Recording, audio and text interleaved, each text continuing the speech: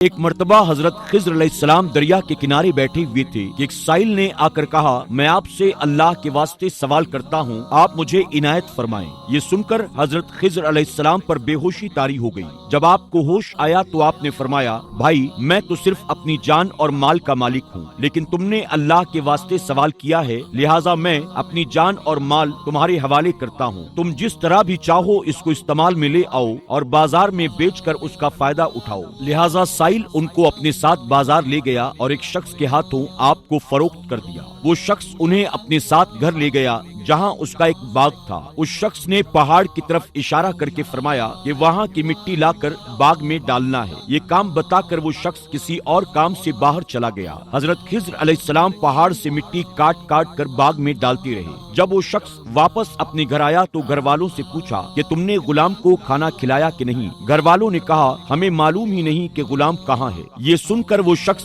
خود کھانا لے کر خضر علیہ السلام کے پاس آیا تو اس نے دیکھا کہ غلام پہاڑ کی ساری مٹی کاٹ کر باغ میں ڈال چکا ہے اور کام سے فارغ ہو کر اپنے مولا کی عبادت میں مصروف ہے۔ یہ دیکھ کر اس شخص کو بڑا تعجب ہوا۔ اس نے خضر علیہ السلام سے دریافت کیا، یہ تو بتائیں کہ آپ بھلا ہیں کون؟ یہ سن کر حضرت خضر علیہ السلام بے ہوش ہو گئے۔ کچھ دیر کے بعد جب آپ کو ہوش آیا تو آپ نے فرمایا، میں خضر علیہ السلام ہوں۔ یہ سن کر اس شخص کے ہوش اڑ گئے کہ آخر میں نے یہ کیا کیا؟ میں نے ان کو اپنا غلام بنایا۔ اس شخص نے اللہ کی بارگاہ میں توبہ کی، خضر علیہ السلام سے معافی مانگی اور آپ کو آزاد کر دیا۔ حضرت خضر علیہ السلام نے اللہ کی بارگاہ میں دعا کی اور سجدہ شکر بجا لائے۔ جب خضر علیہ السلام واپس دریا پر تشریف لائے، آپ نے دیکھا کہ ایک شخص اللہ کی بارگاہ میں دعا مانگ رہا ہے، اے میرے رب، حضرت خضر علیہ السلام کو غلامی سے آزاد کرا دے اور میری توبہ کو قبول فرما۔ حضرت خضر علیہ السلام نے دیکھ کر یہ پوچھا، تم کون ہو؟ اس شخص نے کہا، میرا نام